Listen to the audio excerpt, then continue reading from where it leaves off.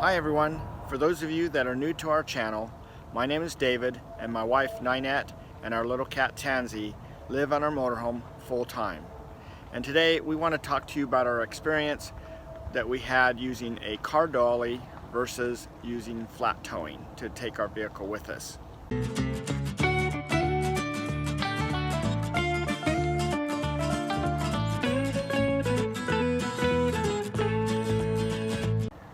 This video is a little long, so I've broken it up into different sections and I've listed those out in the description below.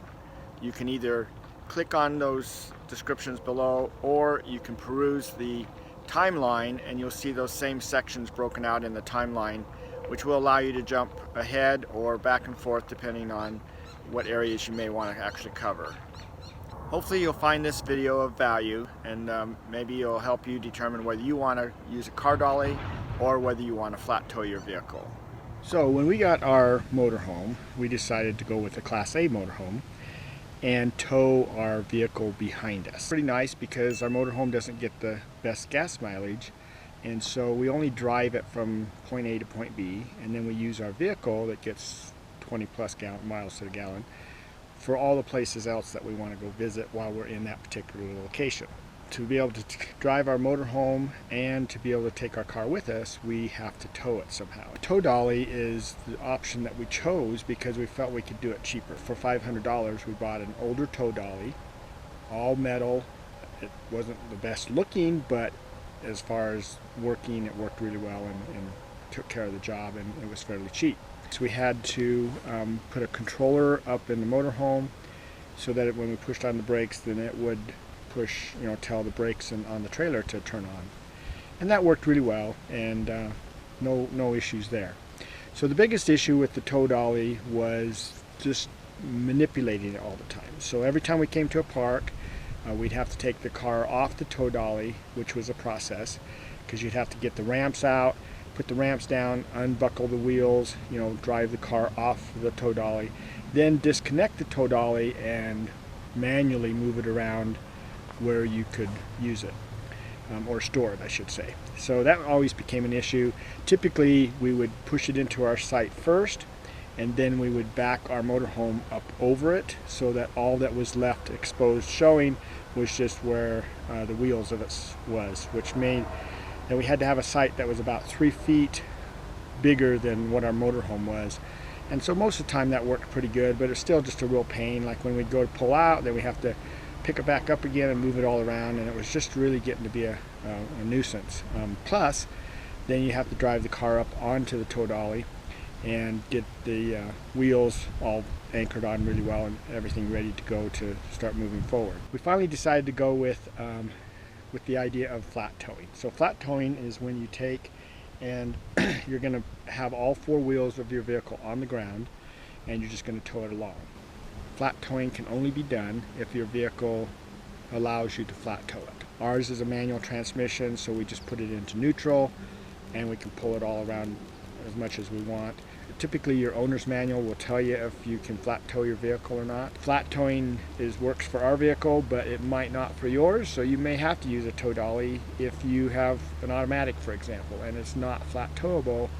Then the idea is that you take the drive wheels, put them up on a trailer, and that's how you are able to pull your vehicle around. The reason we didn't flat tow to start with, we kind of considered it, but it was going to be about $2,000 to $3,000, maybe even more, to do it, and so we chose the car dolly for $500. But then every time we turned around, there was something else wrong with the car dolly. The wiring always had issues. I had to completely rewire it several times. So by the time we were done with the car dolly, we'd put $1,700, with the $500 for we'd spent $1,700 on the car dolly. So I started looking into flat towing a little bit because the car dolly was just really driving me nuts. Really hard to manipulate, pick up and pull around all the time. Took a lot of extra energy. And I found the hitch or the receiver piece on Craigslist and for $400, so that was great. Instead of $800 at Camping World, I found it for $400. So and it actually had all the extras with it. So the cable for the power, the extra, safety things, and that had everything. Okay, from this individual that was retiring from pulling his vehicle around. So that was a good buy. Grab that for the $400. Then the other piece that you have to have is the part that mounts on your car. Okay, Roadmaster had a piece that you buy from them. It was $400 for that connection piece, and that would allow you to connect your vehicle to your motorhome. So in essence, I paid $400 for the one piece instead of $1,000, and then I paid $400 for the other portion that went on the car, and I installed it all myself. So that saved me probably at least $1,000 just having it installed.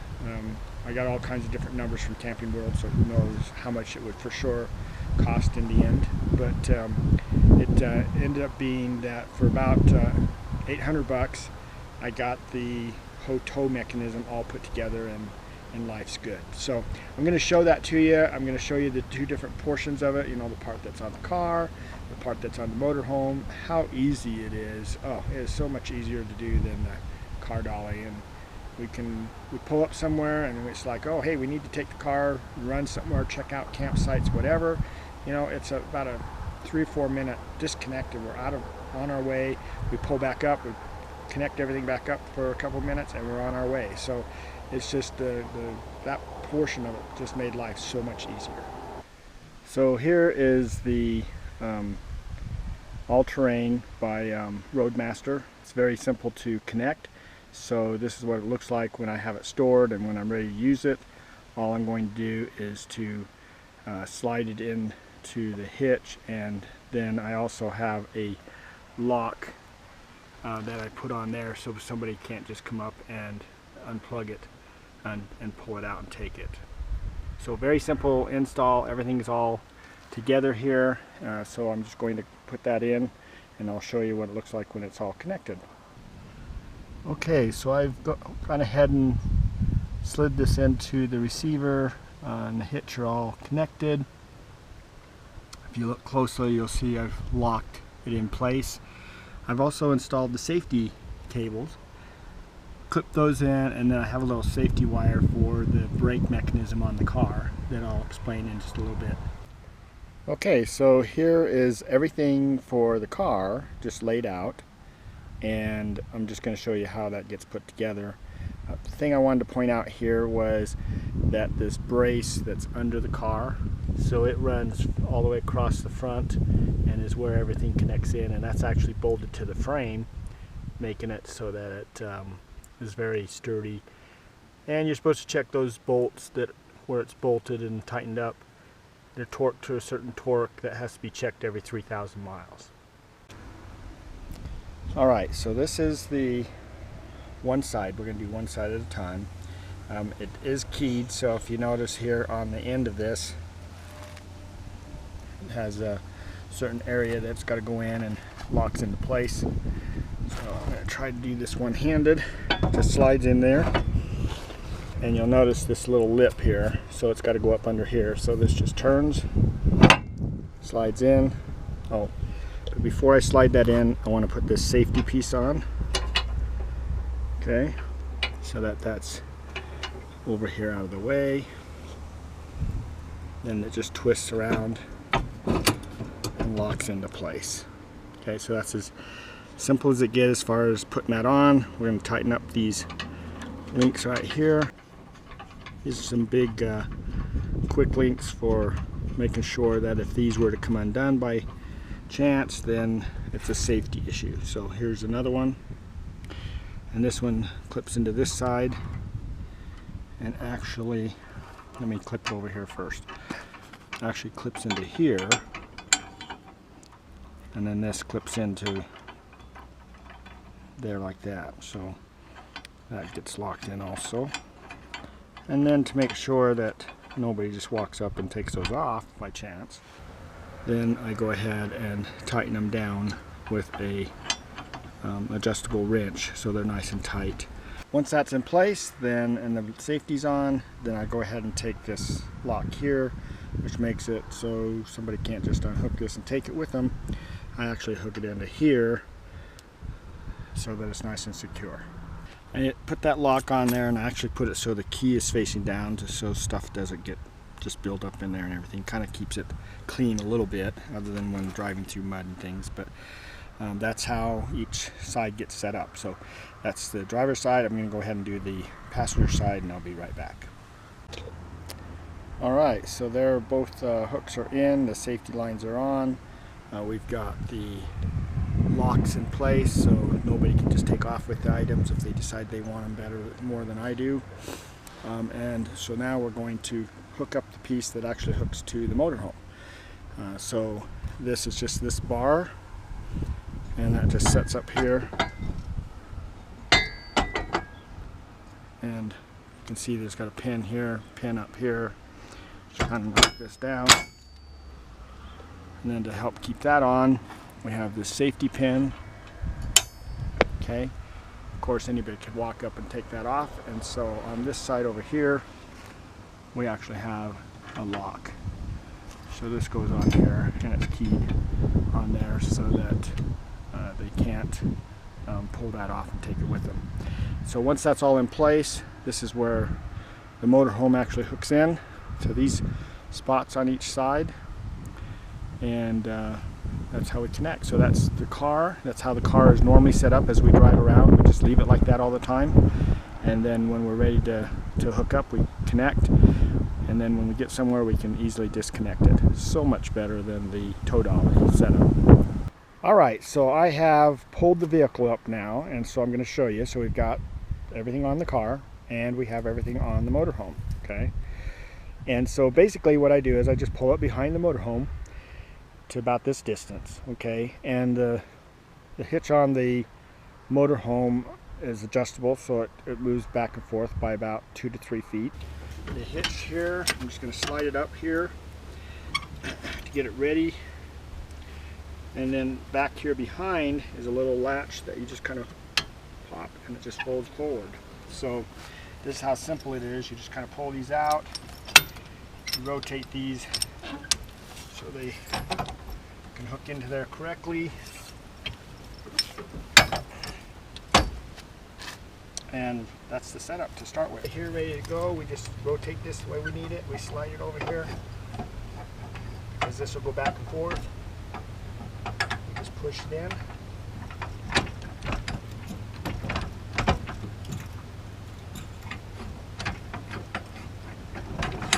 Just push it in there, and then there is a little safety spot over here, so that way it gets connected to this and to the pin. So I'm just going to put that in there, put this down. That one's done. Same thing over here. So we just flip this up out of here, take the part off,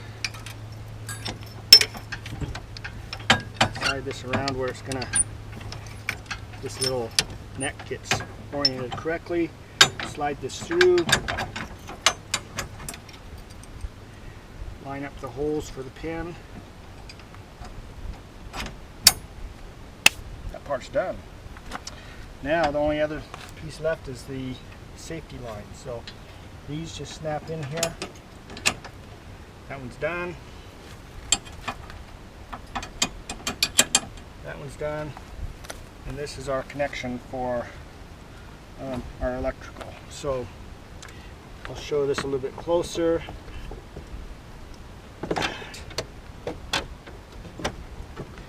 It just snaps in there, and we are all connected and ready to go. So last piece we got to put in is our safety. Remember I mentioned about the brakes. So this little thing that's connected back underneath there comes up to this little safety mechanism.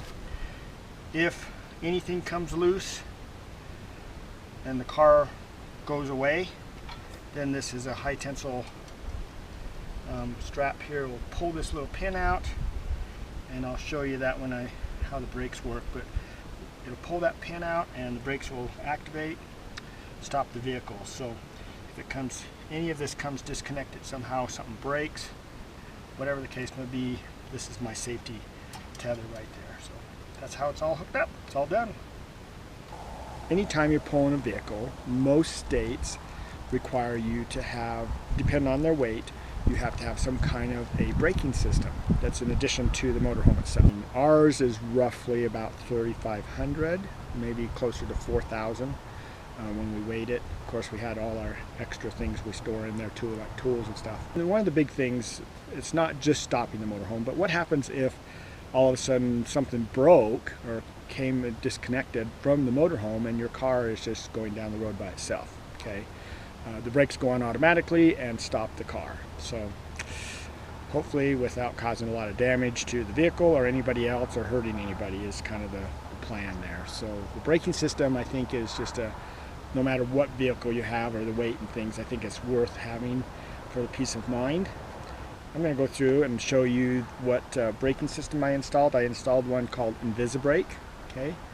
And there's a bunch of different ones out there, and you can just choose the kind you want. But the InvisiBrake is invisible, basically. I mean, it's something that you install under your seat, and once it's installed, you don't really touch it again. You don't do anything with it. When you do your hookups, it automatically is turned on.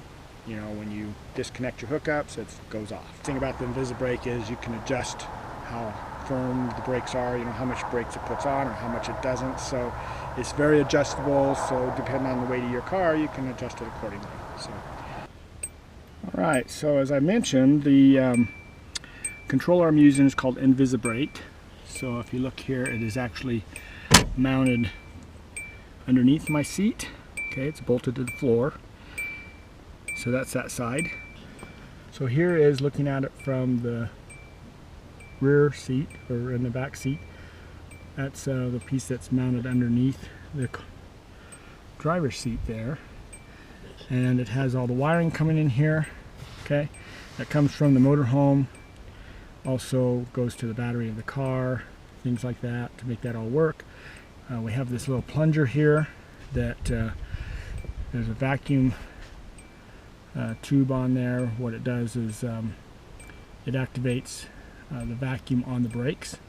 So your car, typically for power brakes, you know, you have a vacuum system. So what it does is kicks in that vacuum system, so it pushes on the brakes just like you were pushing on them, and keeps things fairly easy to manipulate that way. So this canister has a cable that goes up to the front. So up here in front you can see the cable coming through right here. It's nice and loose, except when there it's going to pull on the brakes, but it's connected to my brake pedal so that when it goes on,